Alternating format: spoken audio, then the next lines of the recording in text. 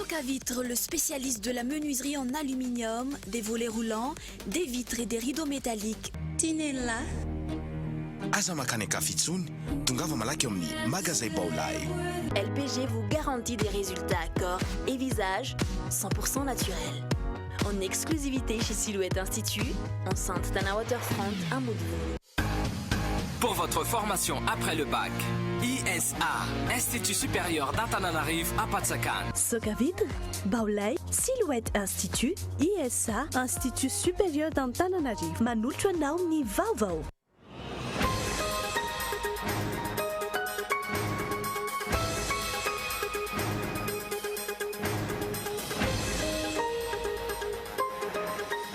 Fototra teny anivon'ny fitsarana dielo ka nany-chaîne pénale ilay mpandrara tompon'antoka tamin'ny fandroana andramena antsokosoko ny tebidy 70 miliara ariary tamin'ny taona 2014.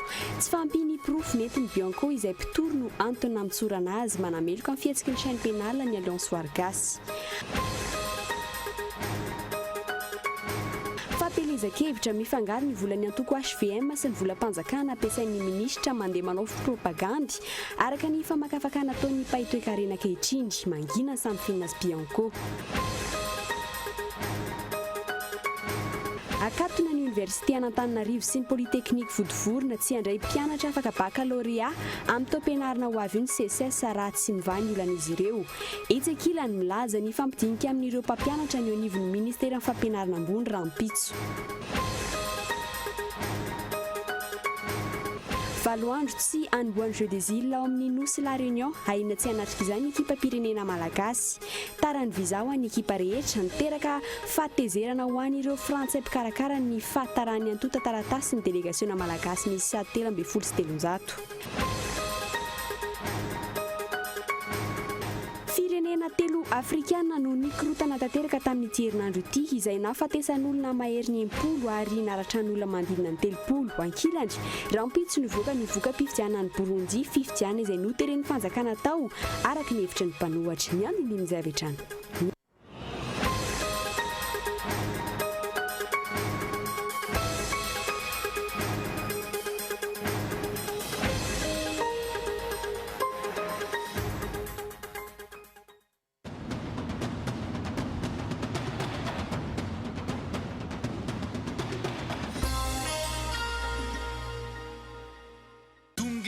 Fotoana nandrasatsika anavotany indray ny tanànatsika ombariny tsara ianao mahalala fa ineny no fanampianana ampamiratra ny tanàna hitanao tsara hadio tanàna zavapitra iara mahalala ineny no beny tanàna fidio beny tanàna n'Antananarivo ineny laharana fahaeniny Lalora Valmanana sa manao fanambianarana n'Antananarivo.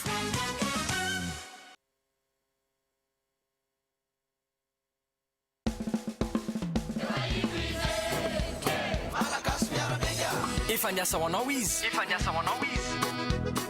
ary mbola hiasa ho anao atolory olokendry no avy ny tanànatsika fidiobe ny tanàna ireo kandida malagasy miara-miaingy sy ireo mpanolotsainany amin'ny faharaiky amin'ny 30 Jolay ho avy zao. Malagasy miara-miaingy ny toko fitaka fa ny atao no hita.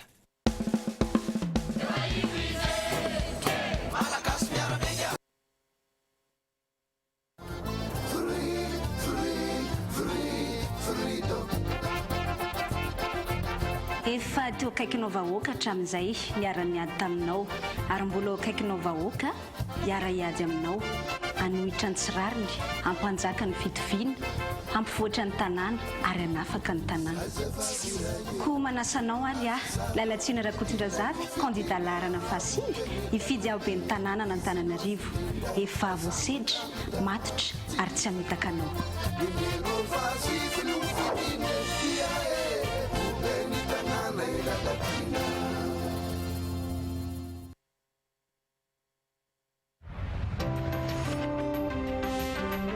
Ampitiavana lehibe no anolorana antsika ny tetikasa hoentintsika hampandroso ny tanàna.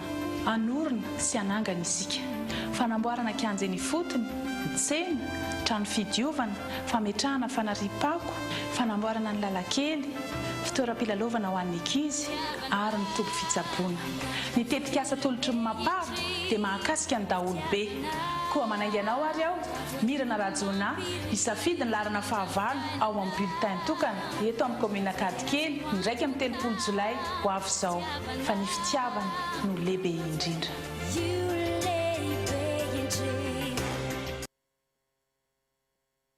Antsiragnana tsy magnavaka miara-miainga hagnatsara ny hoavy. Candidat numéro 13.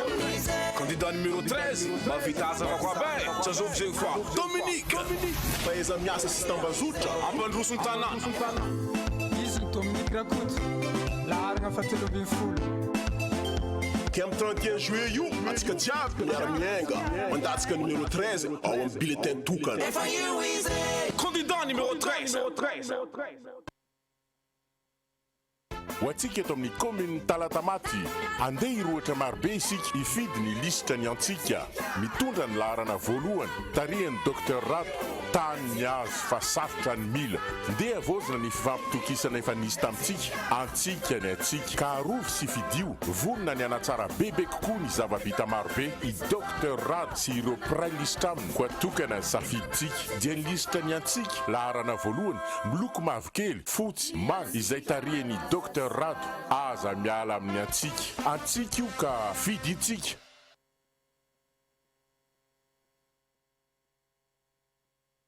Tilay fotoana nandrasatsika anavotany indray ny tanànatsika omboariny tsara ianao mahalala fa ineny no fanampenana ampamiratra ny tanàna hitanao tsara hadio tanàna zava-bita iara-mahalala ineny no be ny tanàna fidio be ny tanàna n'Antananarivo ineny laharana fahaenina lalora Valimanana samy manao fanambianarana n'Antananarivo.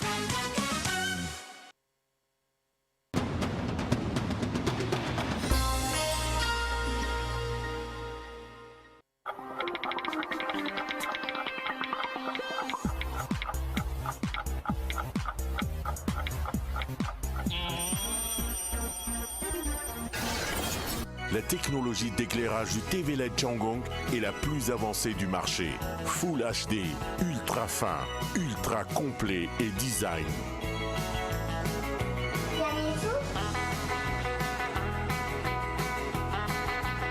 Le téléviseur LED Changong ouvre les portes du cinéma 3D dans votre salon.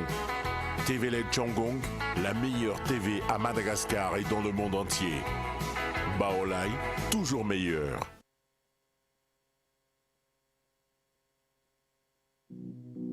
Avec la technologie d'amincissement par lipomodelage, vos graisses disparaissent, votre silhouette raffermie et resculptée et votre cellulite lissée. Les soins endermolite comblent et lissent les rides, raffermissent et redensifient la peau, redessinent l'ovale du visage. Sans douleur, sans chirurgie, la stimulation cellulaire LPG vous garantit des résultats à corps et visage 100% naturels. En exclusivité chez Silhouette Institut, enceinte Tana Waterfront, un mot de vous. Soc à vitre en Outapenac, menuiserie en aluminium, rideaux métalliques, volets roulants, vitres, tôle,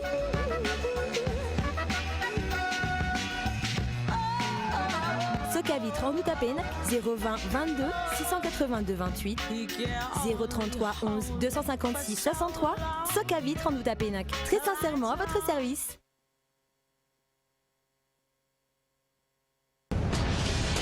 Techno, Boom J7, le smartphone des passionnés de la musique. Accédez aux applications à partir de l'écran noir. M pour musique. Téléchargez vos morceaux préférés. Double amplificateur. Écouteur design. Techno, Boom J7, disponible chez Elite GSM. Techno, 12 plus 1 mois de garantie. Ny hazo ny vaniko lakana, ny taninandriny ny tsara. Ny orinasa Madagascar Évolution Immobilier dia vonina anome fahafapo-anao an-trano an'izay mikasa hividy tany. Toerana maro azo isafidianana no atolotra ho anao amin'izany, toy ny eo Amboanjobe, Bevalala, Ambatondrahavavy, Jangaina, Antsama Arofoza, Manandrina, Ambohimanga. Maimaimpona ny fitsidiana ary mampandrisaina anao amin'ny fikarakarana ny taratasy rehetra. Koa mila fanazavana fanampiny ianao dia aza misalasala miantso ny laharana 033 21 099 06 034 14 099 06 na ny 22 566 54. Madagascar Évolution Immobilier, un avenir sûr, investir, bâtir pour le futur.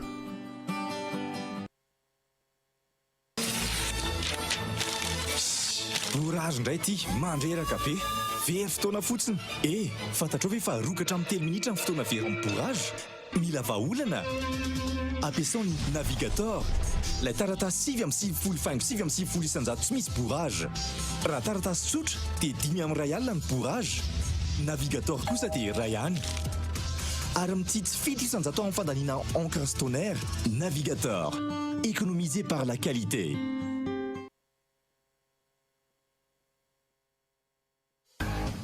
Pour votre formation après le bac, ISA, Institut supérieur d'Antananarivo à Patsakan, vous propose les modules suivants.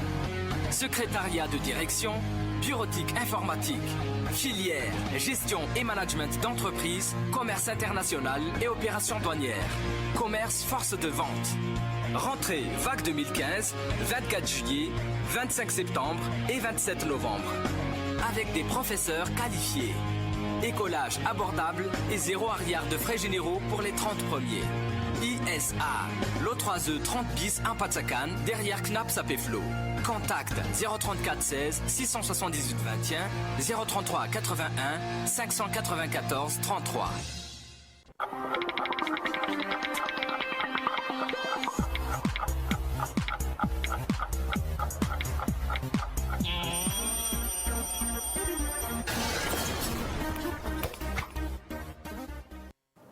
Ankafalindray tomboky lasongo vavy ny tsy dina ny tokantrano amin'izao takarivo izao tonga soa indray ato anatin'ny fampalamba avao ny fahitalavitra Cool TV izay ianasana anao anaraka izany hatramin'ny farany. Mikasika ny andramena avy hatrano resahintsika voalohany ato anatin'ny fampalamba avao amin'ny tianio ity votsitra teny amin'ny fitsarana adieloka na ny chaîne pénale ilay mpandraharaha tomponantoka amin'ny fandranana andramena ntsokosoko mitety-bidy 10 miliyara ariary tamin'ny taona 2024.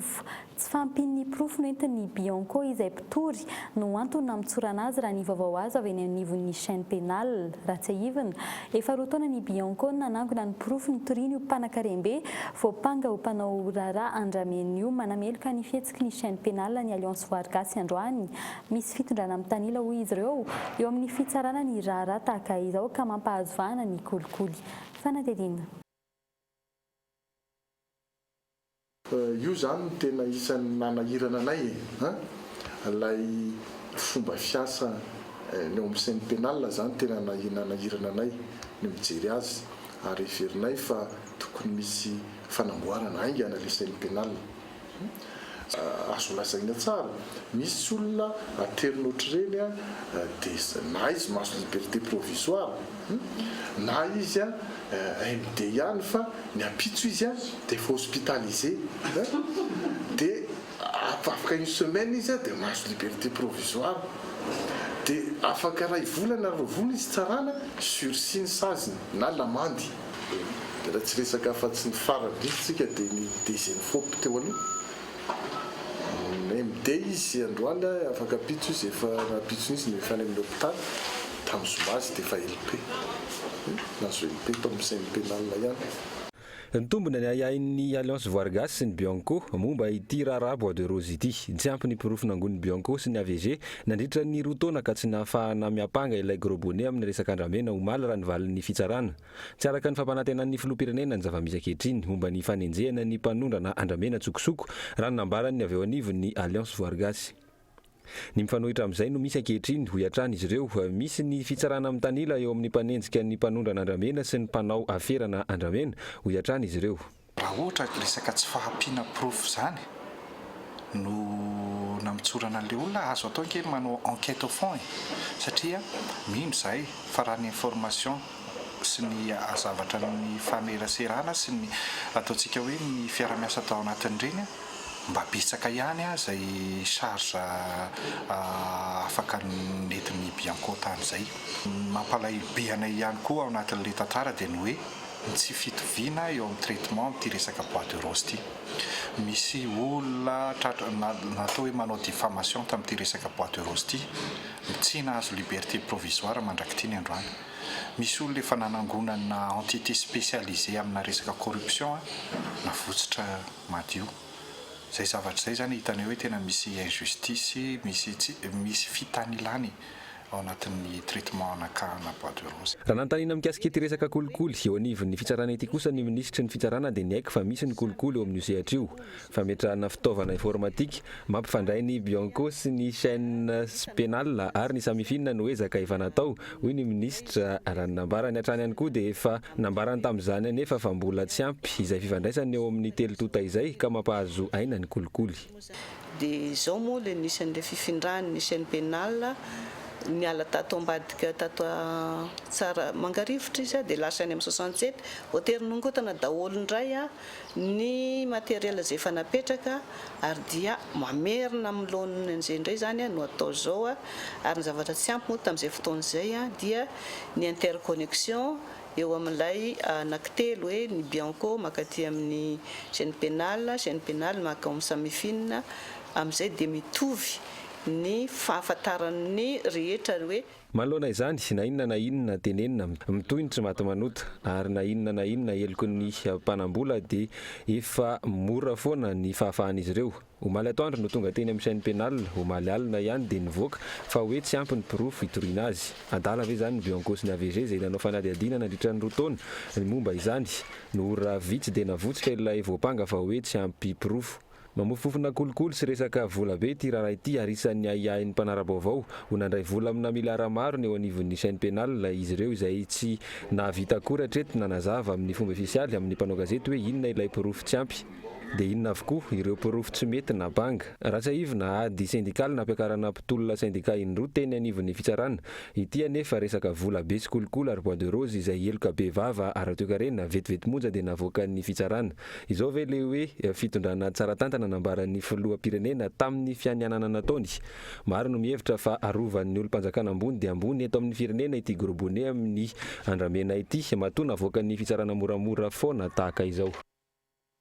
Eo amin'ny vaovao ny fampianarana kosa indray olana fanampy no an'ny fitondrana Rajaonarimampianina anakatona ny université an'Antananarivo tsy handray mpianatra afaka baccalauréat intsony ho amin'ny taom-pianarana ao avy ny CSS etsakilany milaza ny fandinika amin'ny mpampianatra kosa ny eo anivon'ny ministera ny fampianarana ambony raha ny fanazavana androany fanadiny Mikael Ramadolahy.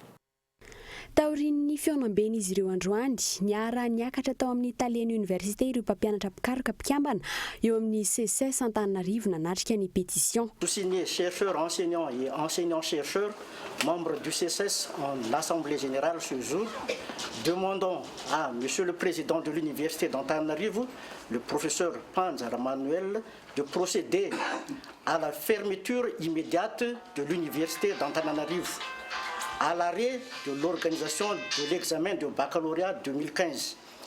Ny Université Antananarivo ny Polytechnique Vodivoro ireo no takin'izy ireo akatony. Ao aorian'ny fiam-potoana farany izay voalazan'izy ireo amahana ny olan'izy ireo kosa dia mety hisy ny tsy fandraisana mpianatra vaovao eny amin'ny Université Antananarivo. Eo ihany koa ny fikorotana mety hisy amin'ny fanadina-mpanjakana baccalauréat. Momba ny baccalauréat ihany zany dia ampahafantarina anareo zany fa raha ohatra ka tsy mivaly ny fitakiana zany tsy misy ny fampianarana mazava ho azy fa tsy afaka handray ny mpianatra vaovao afaka baka ny bachelier vaovao ihany koa zany ny aty amin'ny université izay ihany koa zany dia mitarika ny hoe misy promotion bachelier anankiroa zany ohatra amin'ny taona ho avy tsy manana infrastructure tsy fahafahana mandray promotion anankiroa ny université na Antananarivo io na ny faritany 5 hafa ankoatran'izay. Ratsaivina ny tsy fampiana lalana telo mikasika ny tambokarama toy ny indemnité de risque sy ny indemnité de transport ary ny indemnité de recherche no antony fitakiana. Etsakilany natsapa kosa ny teo anivy ministera fampianarana ambony fa samy miziriziry amin'ny heviny ny andany sy ny ankilany na izany aza isy ny fampidiniana iarahana amin'ny ministra tompon'andraikitra Rampitso. Mbola tsy tonga ty amiko mitahatra amin'izay fa mbola zay sylvesay zao mbola iresaka raha pitso arivo zay ny fotoana iresanay raha aorinan'le hoe izy hoe tsy soavaly moa aloha dia laingy satria hoe efa misy fandaminana fa hoe tsy mahafapo an zareo fa raha pitso arivo zay sylvesay no miresaka dia zay ny fotoana nomena anazy. Miankina amin'ity fiona Rampitso ity araka izany ny mety toy ny toedrara. Vaovao manoloana ny fiatriana ny fifidianana kosa ao anatin'ny tanteraka ny fampelezan-kevitra amin'izao fotoan'izao mifangaro ny volan'ny antoko HVM sy ny volam-panjakana ampiasain'ny ministra mandeha manao fampelezan-kevitra ny famakafakana hoentiny baitoekarena maro ankehitriny tsy misy milaza na manaporofo ny mifanohitra amin'izany hatreto sarotsarotra raha ataony manaramaso ny fampiasam-bola ataon'ny ministra samihafa noho ny fifangaroana misy eo amin'ny fanaovana politika sy ny asa-panjakana raha nambara ny rojo Razafindralambo mpikambana amin'ny cercle de réflexion des administrateurs civils na dia tsy fanaran-dalàna zany tsy misy miteny ary tsy misy mahasamijoro milaza zany ihany koa fanadidiny Zorakotondrina. Mbola sarotra manaramaso ny fampiasam-bola amin'ny fampelezan-kevitra toy izao raha fitinina amin'ny ankapobeny noho ny tsy fisian'ny lalàna mifehy ny famatsim-bola ny atoko politika hatramin'izao. Sarotra toy izany ihany koa ny fanaramaso ny fandraisana anjara ny olo-mpanjakana amin'ny fampelezan-kevitra. Antony mahatonga izany mbola fisian'ny fifangaroana eo amin'ny rafi-mpanjakana sy ny antoko politika hatramin'izao raha nambara ny Rojo Razafindralambo sady Paitoekarena no mpikambana ihany koa ao anatin'ny cercle de réflexion des administrateurs civils na ny CRAC. Ny famoahana ndreny sy ny fivoahandreny moyen rehetrarehetra reny dia tokony fantatra daholo zany hoe misy traçabilité daholo raha resaka famoaham-bola indray ohatra zany no resana dia misy ny tadedio fa misy paipaika tokony hoarahany eo anivon'ny fanjakana procédure amin'izany resaka famoaham-bola izany ny ataontsika hoe ny ministre sy ny sy délégué eo zany zay ny ordonnateur dia tsy maintsy ny comptable public no afaka mamoaka vola dia ny comptable public nefa tsy maintsy mijery hoe ara-dalàna ve le ordre zay menana azy andoavana an'ilay vola zay. Raha ny zava-misy aloha hatreto misy mpanjakana izay sady filohan'ny tokony fantatra fa mivoaka isan'andro mamonjy fampelezan-kevitra amin'ny Angidim-by. Fanofana ity fitaovam-pitaterana ity izay mitetina hatrany amin'ny 2,000 € isan'ora izany hoe 970 tapitrisa iray-bilanja. Raha atao izany ny kajikajy tsotsotra raha toa ka mivoaka ora 7 isan'andro no misy mpanjakana tafiakatra hatramin'ny 2,240 tapitrisa iray-bilanja isan'andro izany. Raha toa ka nivoaka tao anatin'ny 5 andro nanaovana fampelezan-kevitra izy tafiakatra hatramin'ny 3,7 miliara iray-bilanja ny saran'ny fanofana helikoptera fotsiny ihany. Tsy mbola tafiditra ao anatin'izany ny aba taizany antoko HVM izay vao herintaona monja no nahita ireo vola ireo ankoatra ny vola hafa nampiasaina amin'izao fampelezan-kevitra izao. Isan'ny tompon'andraikitra amin'ny fanaraha-maso ny toe-javatra toy izao ihany koa ny ao anivon'ny inspection générale de l'État hatramin'izao nefa tsy mbola misy ny fandraisana andraikitra ataon'ireo asa-pandraraha maro samihafa tompon'andraikitra amin'ny fanaraha-maso ny fandehan'ny resaka ara-bola toy izao. Misy zao amin'ilay propagande zareo misy candidat manome vola mpifidy mba hifidy azy izay nge raha zay ny code électoral hoe asa de vote mividy ny voan'olona vatin'olona code électoral zay ary infraction de droit commun zay fa efa voafaritra tsara fa sous compétence ny Bianco satria tsy mananendrika kolokolo izy fa mananendrika fifidianana. Isan'ny ayahin'ny be sy maro ihany koa no mety isian'ny tranga famitsim-bola amin'izao fampelezan-kevitra izao. Ny samifinina izay tompon'andraikitra mivantana amin'ny fanaraha-maso izany anefa nanambara fa tsy mbola nanao hetsika fanaraha-maso mbola miandry fitarainana ity sampandraraha ity izay vao afaka mihetsika raha nambarany tale jeneraly ny androany. Andrasana treto ny mangarara mikasika ireo fampiasam-bola mpanjakana amin'izao fampelezakevitra izao. Tsy misy ifandraisany amin'izany veny nampiakarana 7,100 ny vola ampiasain'ny fiadidinan'ny repoblika. Fifandrofian-javatra ihany koa veny itsotsoran'ireo mpanao aferan'ny Bois de Rose mpanambola amin'ny miliara maro ankehitriny. Mampimetra-panontaniana amin'ny mpanara-baovao ny fampiasam-bola mpanjakana ankehitriny manoloana ny ahiatsy havanana maro. Andrasana ihany koa ny mety ho fandraisana andraikitry ny filoham-pirenena izay tompona andraikitra voalohany eto amin'ny tany sy ny fanjakana.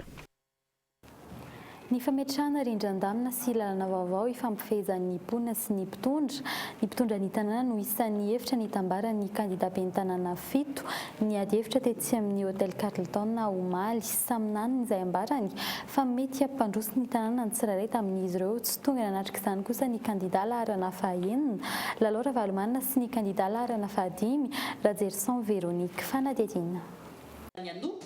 Laharana voalohany ny kandida Lalatina Ravololomanana fitondrana entitra araka ny Madame de Ferraz no entiny eo amin'ny fitantanana ny tanàna raha ny fanehoan-keviny Omaly. Hoy ianao hoe Dame de Fer, assumeko totalement mihitsy Madame de Fer satria tsy maintsy entika isika nefa manao rariny rigoureuse et juste. Zay zavatra ilainy zay. Mila fahavononana eo amin'ny fametrahana ny mangarara kosa ny mpitantana ny tanàna Antananarivo hoy ny kandida laharana faharoa Ramanatsoa Aralala. Mila soa lehibe ny tanàna aloha zany ny fahavononany tena metraka fitantanana mangarahara ary tokony hanomboka ao an-tranony zany ao amin'ny fitantanana ny commune urbaine n'Antananarivo satria ao nanomboka ny tena indiscipline voalohany. Mila miatrika kosa ary mila mitraka ny mponina izay vao misy fampandrosoana hoy ny kandida Andry Andrenaivo laharana fahatelo. Mila mitsanga antsika, mila mijoro tsika, mila miady tsika. Ataovy izay azo atao itodiako any amin'ny namana rehetrarehetra ao anatin'izy hoe after wake up you must be stand up. Ho an'ny kandida Raniranosy Armanana laharana fahaefatra tokony omena vahana ny vondromboakaparitra tsinjaram-pahefana. Ny anjara toerana izany vondrom-bahoaka tsinjaram-pahefana zany. Rehefa omena fahefana ny vondrom-bahoaka izany hoe ny olona ao amin'ny faritra anankiray izay omena izay atao hoe andraikitra izay ary miainga amin'ny fanajana ny zo hifototra zay ve dia andray ny andraikitra. Nitrakefany teo amin'ny fitantanana ny tanàna Antananarivo no nambaran'ny kandida Ira Valomanana fa entiny hampandrosoana ny tanàna. Tsy maintsy atao fiara-miasa amin'ny fitondram-panjakana. Raha tsy resaka fotsiny tsika amina vahaolana amin'ny famovoizana sy ny fandriampahalemana. Mila miara-miasa amin'ny vondronkely rehetra izay be ny tanàna lany eo hoy kosa ny kandida Rakotoaritsifa Asina kandida laharana fahavalo. Rehefa tonga eo ny tena amin'izany dia hiara-iasa amin'ny mpiara-miombonantoka rehetra izay ampandrosony tanàna fa tsy hoe anay ny tanàna dia ataonay arak'izay tianay. Matetika mantsy mety misy antsika reto fantatra ihany mety firiana politika ao ambadika fa zay tsy hanao an'izay Mila miala amin'ny kitranatrano ho ny mpitantana ny tanàna hoy ny kandida Rakotondrazafy Lalatina laharana fahasivy. Fa ny problème kely tena fikasan'ny sasany mihitsy aza dia ry zareo menakavy mihitsy ny te-tantana le tanàna rehefa tsy vata dia ny teny sasa dia ny mihitsy ny sisy zay zavatra zay no edikana fa ohatsika tsy hanao an'izay tsoa ary soa fa mitaitra zany olom-pirenena matoa matsapan'izay. Ny sabotsy ho avy izao amin'ny 7 ora sy 12 minitra alina no anaraintsika ny fampitana manontolo ity ady hevitra teo amin'ireo kandida 7 teny amin'ny Carlton ity eto amin'ny fahitalavitra Kolo. Zao koa sika dia hiditra amin'ny ako ny fampelezan-kevitra nataon'ny kandida laharana faha7 ao amin'ny komina Ambohimangakely sy ny laharana fahadimy ao amin'ny komina Ivato atolotry ny antoko malagasy miara-miainga no arahintsika ao amin'ny ity androany ity.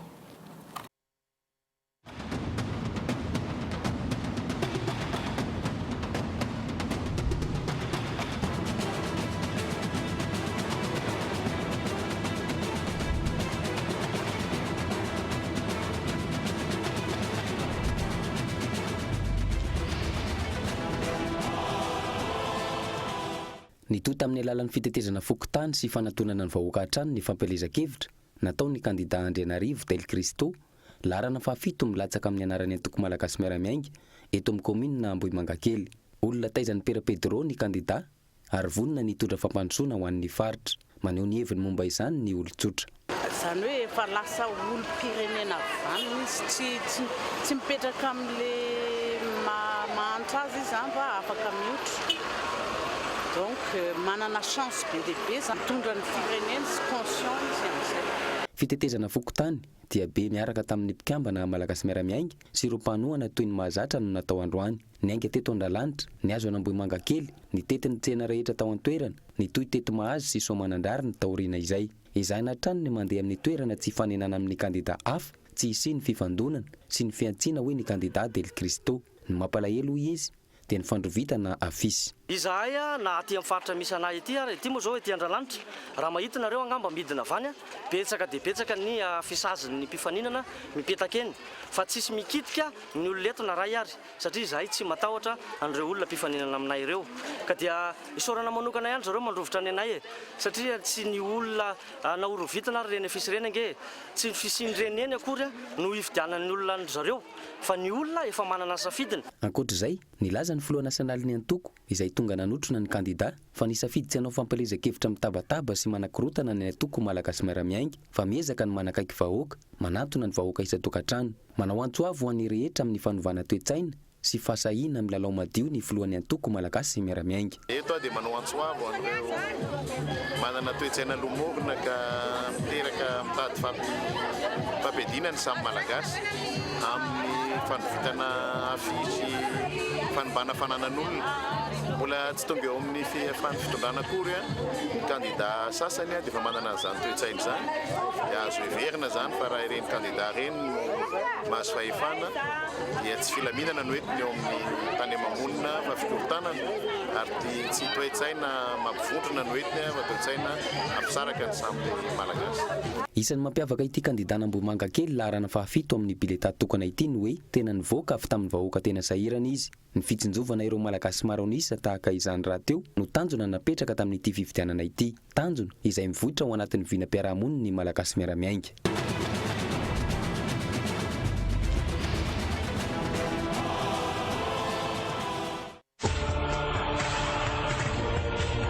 Fitiavan-tanindrazana no anarenana ny firenena. Azo atao tsara zany. Andesika hifidinao be ny tanàna, atolotry ny mapa.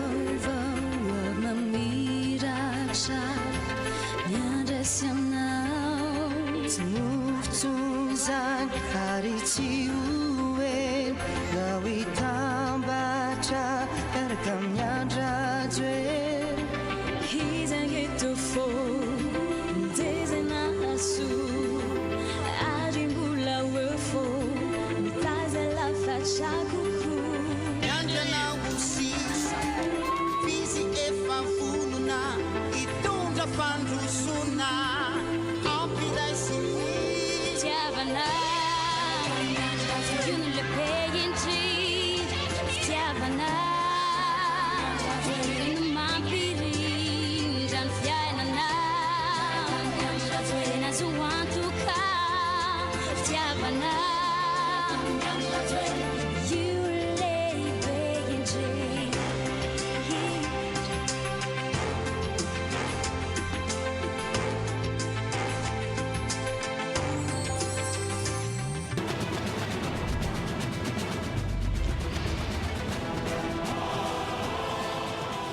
tsy ny eto Ambohimanga kely ihany no misedra olana fandrovitana fisy tahaka izany. Ahitana izany ihany koa ny eto amin'ny komina Ivato izay misy ny kandida larana fahadimy atolotry ny Malagasy miara-miainga. Fifandresen-dahatra no atao ary hevitra miainga avy amin'ny vahoaka no entina miverina eny aminy mandritra ny 5 andro hanazavana ny paikady fampandrosoana entina manatanteraka izany. Eto amin'ny Vato-Ekoport ny tanora indrindraindrindra izay efa feno 12 taona hatramin'ny 2013 dia mitaraina mafy amin'le tsy fampininy le hoe ahoana ny afahany mandeha mifidy hoe engany izay mba afaka hifidy satria ny candidat numéro 5 Malagasy miara-miainga irery ihany manana programme anazy ary ao anatin'izay programme anazy izay ny resaka trano fampihofanana izay atolotra izany hoe hoentinay hanatsarana ny fiainan'ny vahoaka eto Ivato. Liana ary miaino ny vahoaka rehefa tena zavaina aminy mahitsy ny pitsopitsony rehetra momba ny paikady mpampandrosoana tiana atao. Vinam-piarahamonina mifototra amin'ny fanomezan-danja ny maha-olona sy ny asy ny tanindrazana ary ny firaisana amin'ny vahoaka madinika no tanjana ho an'ny kandida Radavisa eto Ivato.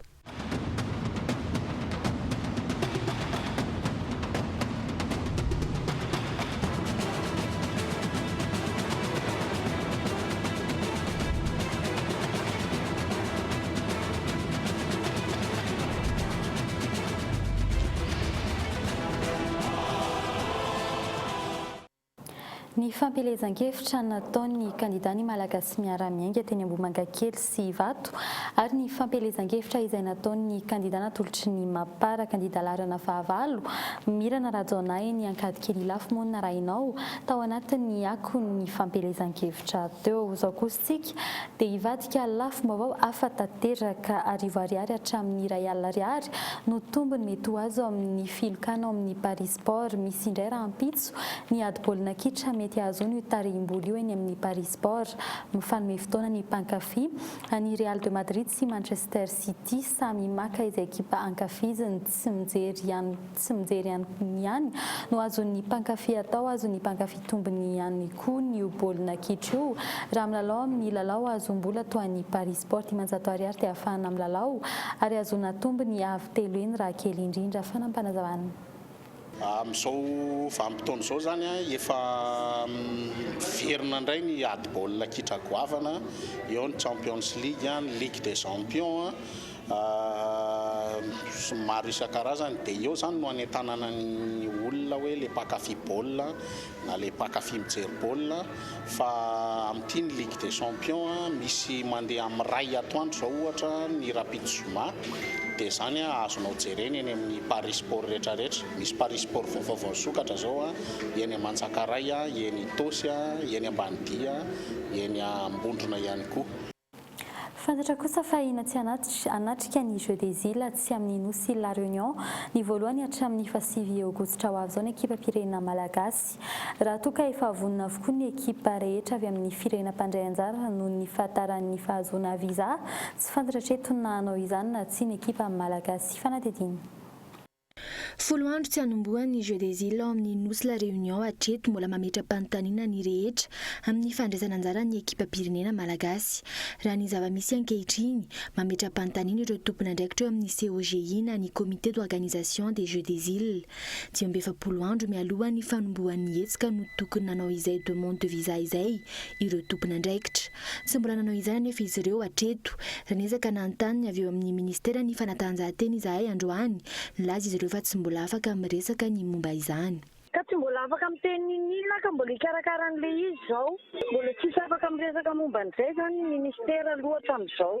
Tsy fahaizana mikarakara sa tsy fisim-bola mazava ny nambarany eo anivon'ny departemanta frantsay any La Réunion. Tsy misy omena tombon-dany manokana izany fa mitovy avokoa ny firenena rehetra amin'ny fanaran-dalàna momba ny fidirana ny La Réunion. Tsy nanaja ny fepetra fandraisana anjara i Madagasikara raha ny fanazavany Julie Boaziz taleny kabinetra ny préfecture ny La Réunion. Midika izany fa mety tsy eken'ny Frantsa ny fidirana ireo atleta malagasy any an-toerana. 10 andro sisa no ananan'ireo tompon'andraikitra hamenona ireo antota taratasy rehetra ahafahany Madagasikara mandray anjara amin'ny Jeux des Îles. Ny voalohan'ny volana aogositra hatramin'ny 6 aogositra no anatanterahana ny Jeux des Îles. 520 sy 200 ireo atleta malagasy tokony handray anjara amin'izany raha ny tokony ho izy. Mampana ihany ny fandraisana anjara ny ekipa malagasy noho ny fahateren'ny fotoana.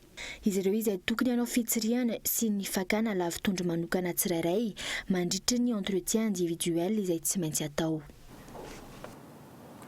trangam-piarahamonina maromaro kosa no marenantsika ny vaovao avy eto an-toerana ho amin'ity androany ity nytony loza-pifamoivoizana samihafa eto an-drenivohitra sy any amin'ny lalam-pirenena ankehitriny indrindra amin'izao fotoam-pialatsasatra izao tany Sambava mihazo anandapa fiara vaventy mitondra mpandeha maro ny fandona ny iray mitondra mpanohana kandida hanao fampelezan-kevitra any amin'ny komina Ambody Apana telo no maty teo no eo vokatry ny amafy ny fifandonana naratra ihany koa ny akamaroan'ny mpandeha tao anatiny raha nitatitra vaoray avy any an-toerana fa teto an-drenivohitra kosa omaly alina loza-pifamoivoizana iray no nitranga tetsy amin'ny lalan'ny bypass manakaiky ny lalam-by fiara tsy mataho-dalana iray no nandeha mafy fiara nifanehitra tamin'ilay taxi brosy maty teny an-toerana ny mpamily sy ny mpandeha telo tao anatin'ny taxi brosy izay nitondra mpandeha makany Ambatolampy. Ary farany vatan-dehilahy iray no hita faty tetsy amin'ny ran'ny Kiopa manakaiky ny mpanao asa tanana malagasy Ambotry-Manjaka omaly ny mponina sy ny mpivarotra no nampiakatra ny razana tetỳ ambony tsy mbola nisy naka ny razana hatramin'ny androany hariva efa nandalo teny an-toerana teo anivon'ny brigade mixte avy amin'ny boriboritany fahaenina sy ny fokotany saingy tsy naka ny razana manao antsova amin'ny tompona andraikitra ny mponina sy ny mpivarotra asa tanana malagasy manoloany ity razana tavela eny an-toerana ity.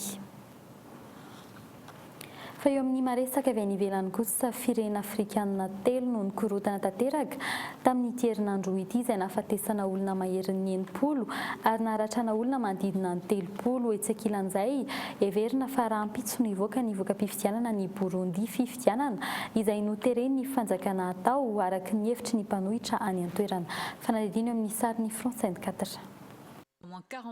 Miisa 27 eo ny olona matany Gombe, Nigeria, vokatry ny fipoahana bomba tany toerana. Mitodika any amin'ny vondrona Boko Haram avokoa ny sain'ny mpanarabavao, manoloana ny fanafiana roa ny fanesy ny tranga tany Nigeria na tany Cameroun. Fanafiana izay nahafatesan'ny olona 12 sy naharatra ny olona maherin'ny 30 teo. Manao antsoavan'ny vahoaka trano ny filoha Camerounais, manoloana ny asa fampiroroana amin'ny tranga ny toerana amin'izao fotoana izao.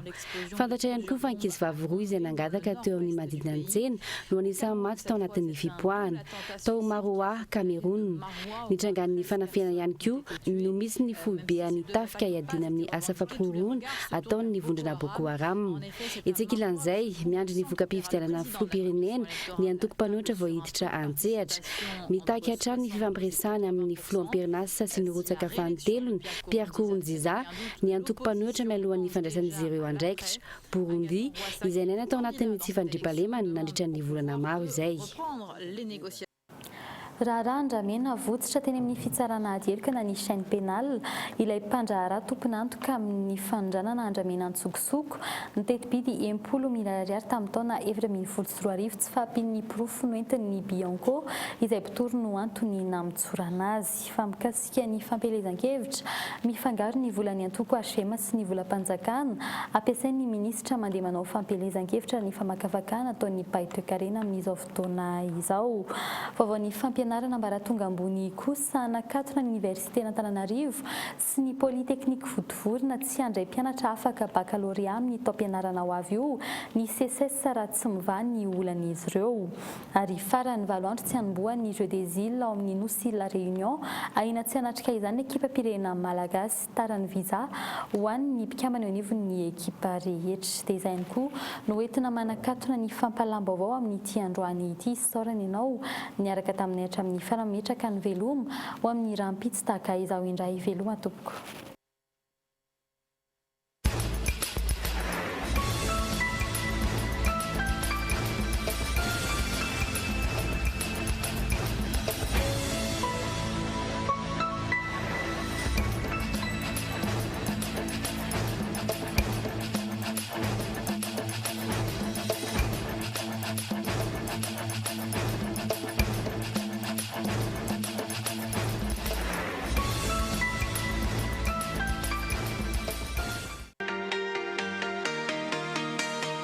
Vitre, le spécialiste de la menuiserie en aluminium, des volets roulants, des vitres et des rideaux métalliques. Tinella. Aza makany kafitsony, tongava malaky amin'ny magasin Baolay. LPG vous garantit des résultats à corps et visage 100% naturels.